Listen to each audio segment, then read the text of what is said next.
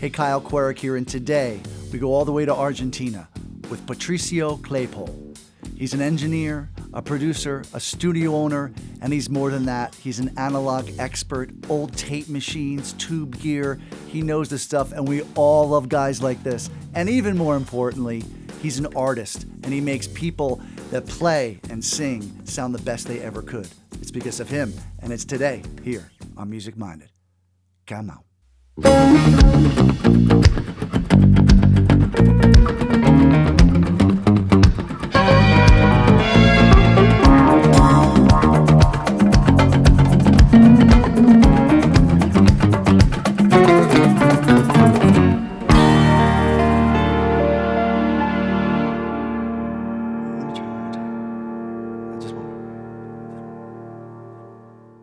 Patricio, question number one. Was there a moment in your early life when music became larger than life? Was there a moment that you fell in love? I was raised in a home with music since the beginning. You know, my both my parents listened to very good music, and my grandparents too. So probably I can't go to that first encounter with music. Yes, I do have maybe two or several spots where I fell in love Right. with music by myself, not because I was exposed to it by Right. default, for example, no. Right. And probably that was with the Beatles, of course, with the and it was also it was probably a relationship with a chronological relationship. I started with the first albums, and I remember not being able to digest Rubber Soul until I reached there. So I had my Beatles love very early, because at my place we had lots of records from the beginning, and also getting a record as a present was very common for my birthday or Christmas or something. Like I always asked for that, and I also bought records since very young, as I couldn't get any money on my hands. And maybe another highlight I got very young with music. My father once came and said, "Okay, you gotta go and buy this album and put it into tape, into cassette," because we were going to Uruguay sailing. It was a 2 day and a half sailing trip. Yes. And we were sailing in December 31. And we were just in front of the coast of Uruguay, and my father, and the album was Dark Side of the Moon. Oh. I record the album and I say, money, money. I knew money, Yeah. but that was, no. We were watching the fire crackers in the sky and all that from the sea. December 31. So yes, I cannot forget that situation. Never. I wouldn't forget it. Do you remember, you could have been 10, you might have been a teenager, it might have happened later. Do you remember the moment that you kind of made a decision, I have to pursue this and I want to be a working musician? Yes, well, when I got my first instrument at 13, I got my first bass. So definitely since that age, I thought my life would have something to do with this. And I still play bass and guitar and maybe a bit of drums and synthesizers. But I started as a bass player. I also play double bass a lot. Oh, beautiful! Since very early, I bought my first set of studio monitors with the double bass. Do you remember? And again, this doesn't mean a big paying gig. It doesn't have to be Elvis Presley. It doesn't have to be anything big. But do you remember the first moment you felt like you belonged? You felt like you're working? Yes. It was my first job as a studio assistant was in a very fancy studio. No? and with the guy that later became my mentor. Can you tell us what studio? Yes, it's called Estudio del Abasto. And this guy is called Álvaro Villagra. He's a great recording engineer and producer. He also has a very nice API board and his Ampexes. At that time, we had 5 studios with big consoles like SSLs or APIs. And my first gig as an assistant was with a guitar player who's called Papo, who is like one of our legends. At my early 20s, I was doing sound for the opening act of AC/DC in a stadium here for 60,000 people. So, and I could sneak into the stage, and a 3-story stage and I was with the guitar tech. So, yes, I was very lucky to be in all those places since ever. But was there a gig that you forgot all the headphones, or your speakers blew, or something went wrong and you want to hide under a chair? I was doing sound for the closing act, and the opening act came and asked me to do sound also for them without doing any sound check. And they came into stage, and I don't know what happened, but I had a feedback that was all through the show that I say, man, but actually then the feedback was from the guitar with the through the monitor, but with the amp. I don't remember, but it was something I couldn't took from the console. But they always thought it was from me. But actually, the guy came and he plugged into an amplifier he didn't know, and he was feeding back with his guitar.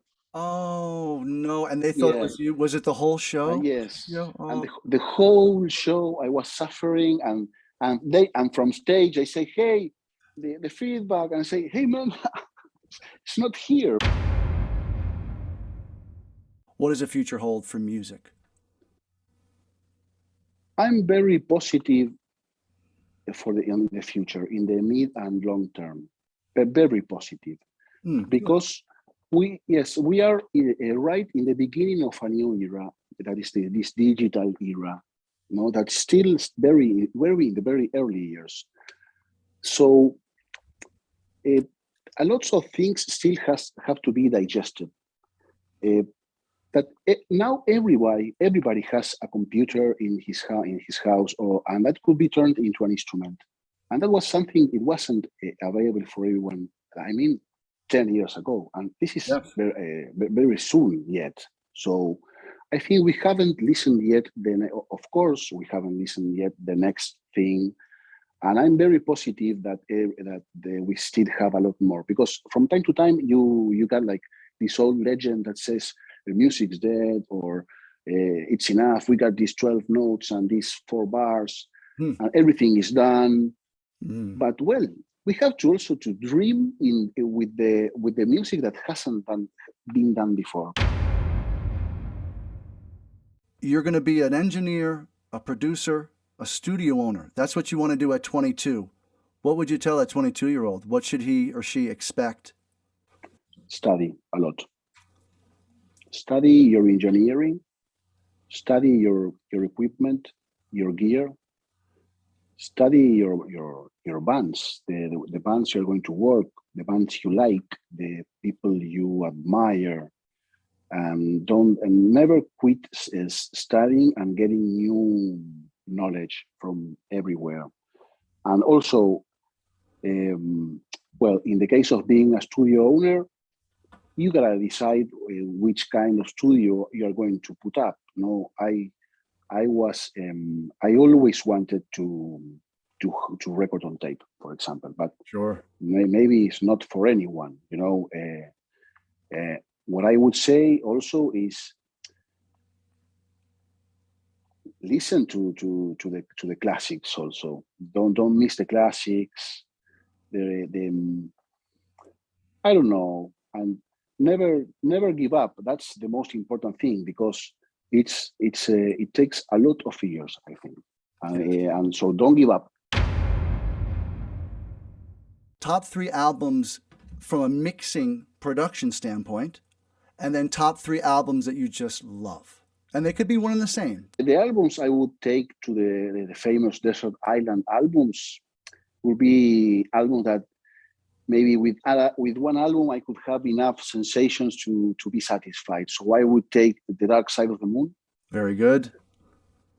I would take, because it has peace and fury and rage and climax and sleeping. Well, it has everything in one album. Then I would definitely take Abbey Road from the Beatles. Oh, yes, sir. Definitely, because of the peace and the harmony, I don't know. It's an album I can still listen. And maybe these albums are not the albums I listen regularly or repeatedly, but are those albums that when I catch them once again, I say, oh, yes. And I would definitely take those. From the Beastie Boys, Check Your Head and In Communication. Fantastic. And let's talk about how wonderful everything sits and how everything moves, the mix and the production. Yes. You have 3 albums that you talk about?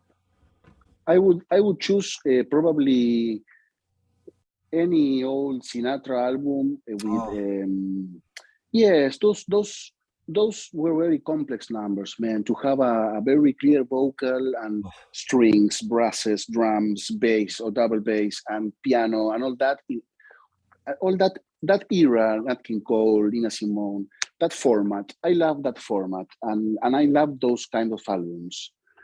I will go straight to the 90s to a very big production with still analog, and I will go to probably, maybe it's not the album I most like as it sounds, it isn't at all, but I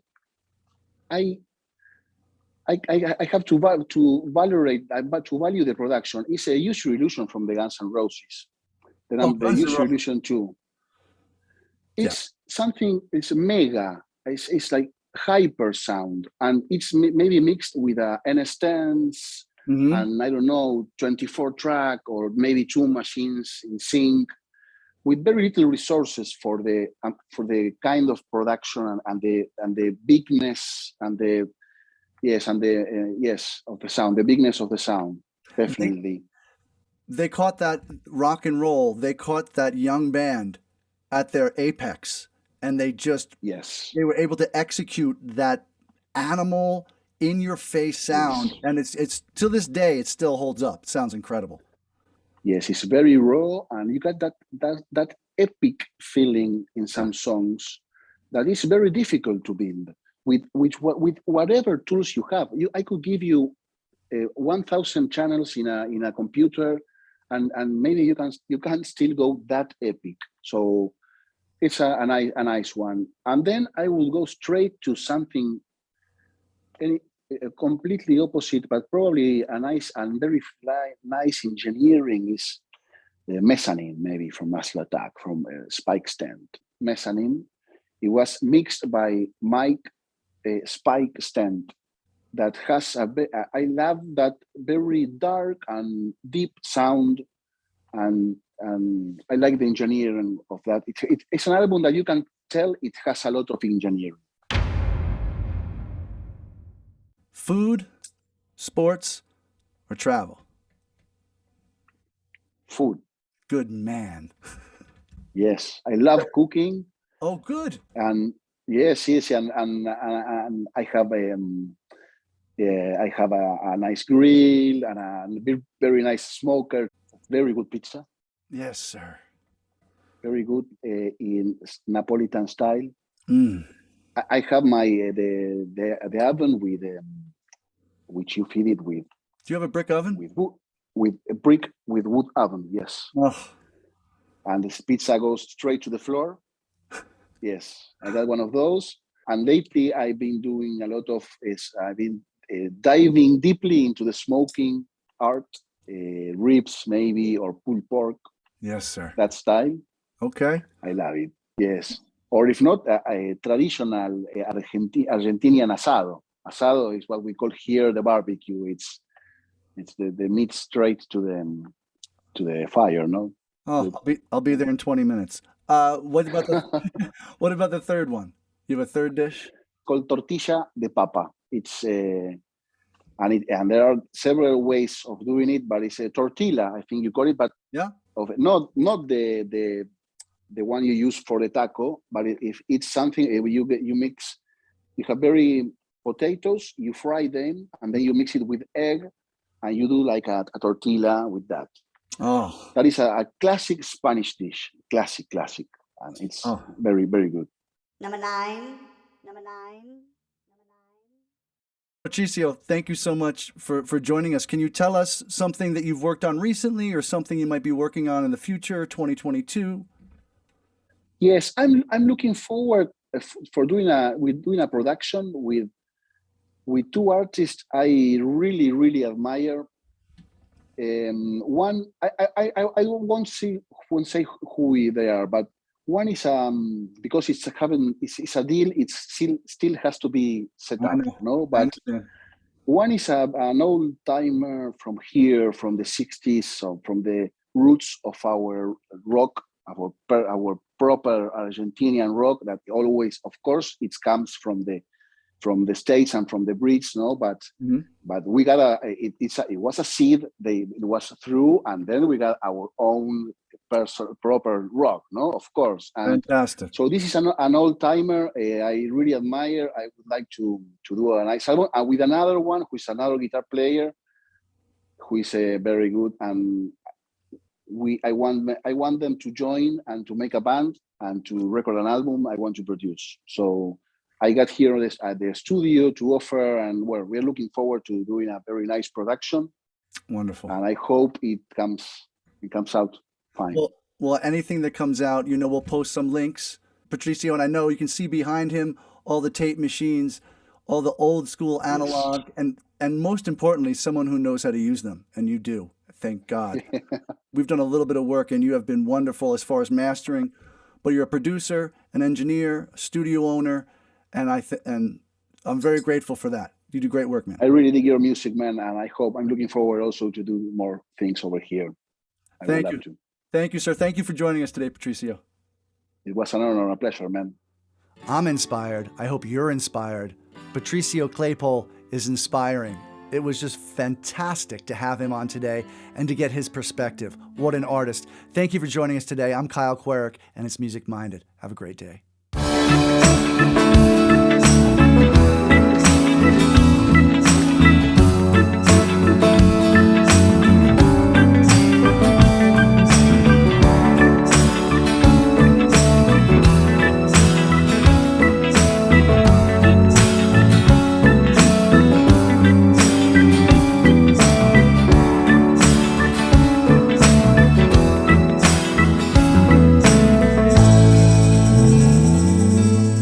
Chalk up another victory for the human spirit.